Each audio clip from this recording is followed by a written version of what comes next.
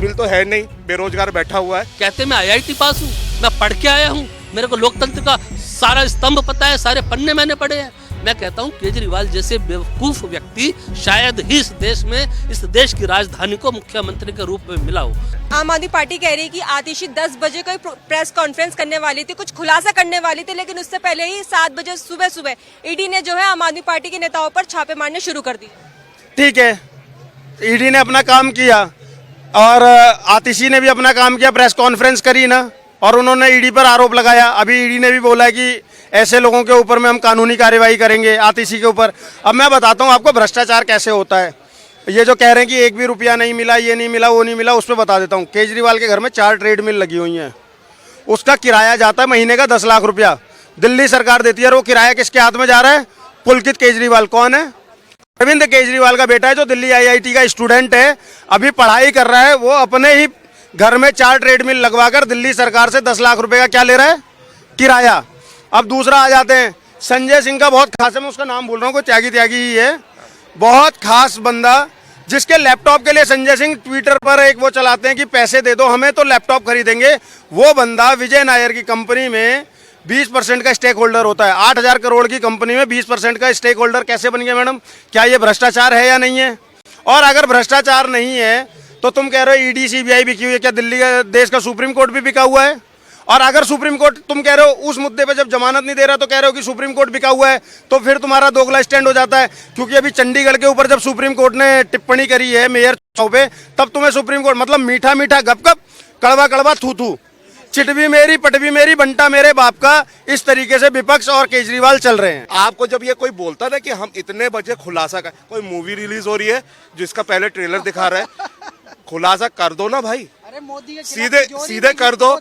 और दूसरी बात मैडम, वो जो एक राहुल गांधी भी एक लपेट, एक सेकंड भाई साहब, एक सेकंड पहले बोलने दिया। ये जो राहुल गांधी भी आजकल कर रहा है ना नौटंकी, सुप्रीम कोर्ट के ऊपर वो 10 बातें बोलता है, ठीक है।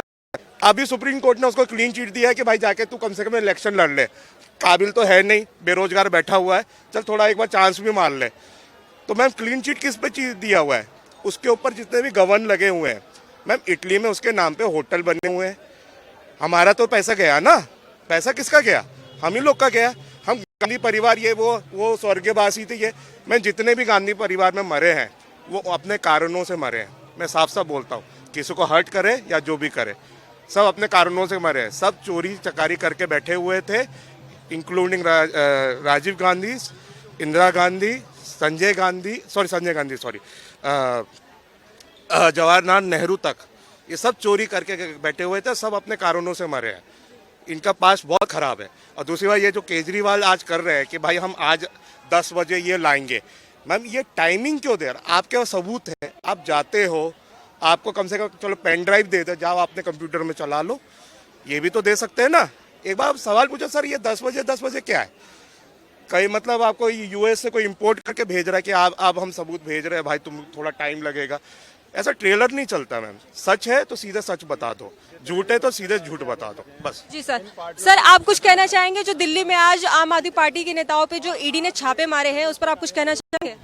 अगर जेन्युइनली उनको लगता है कि किसी तरह की कुछ बैकग्राउंड वर्क किया है इन्होंने और उनको लग रहा है, तो बिल्कुल सही डिसीजन है, करना चाहिए। लेकिन आम आदमी पार्टी तो बीजेपी पर आरोप लगा रही है कि वो ईडी CBI का इस्तेमाल कर रही है ताकि लोकसभा जो चुनाव आने वाले हैं उस पर वो कब्जा कर सके। आम आदमी पार्टी जितना हम देख रहे हैं, तो इल्ज़ाम के अलावा आई थिंक और काम तो कुछ दिख नहीं रहा है ऐसा।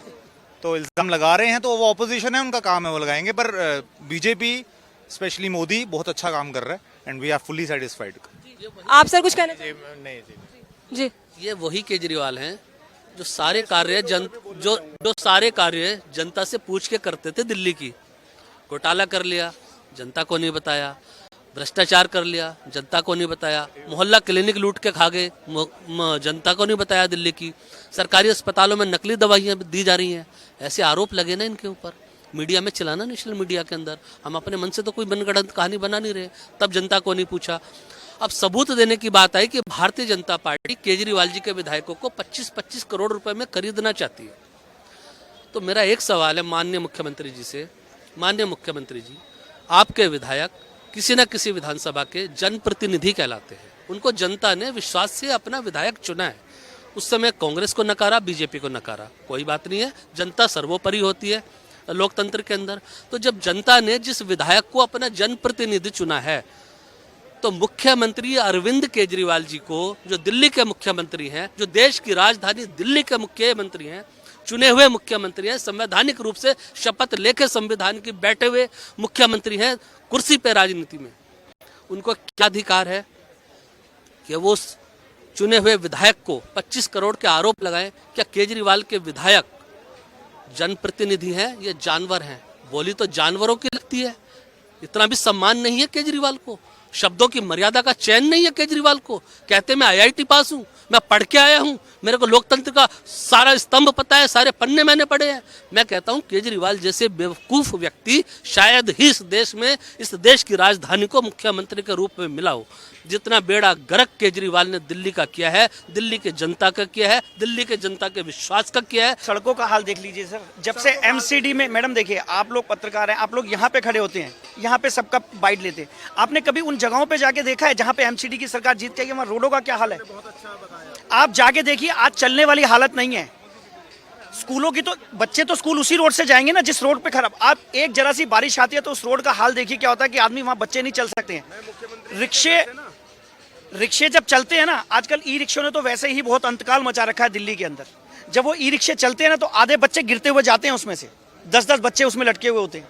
तो उस चीज पे किसी का ध्यान नहीं जाता। आज राजनीति में हर चीज है, हम ये करेंगे, हम वो करेंगे, करना कुछ नहीं है, सिर्फ चिल्लाना है विपक्ष पे, मोदी जी ने ये करा, मोदी ने वो करा, कुछ नहीं है सर।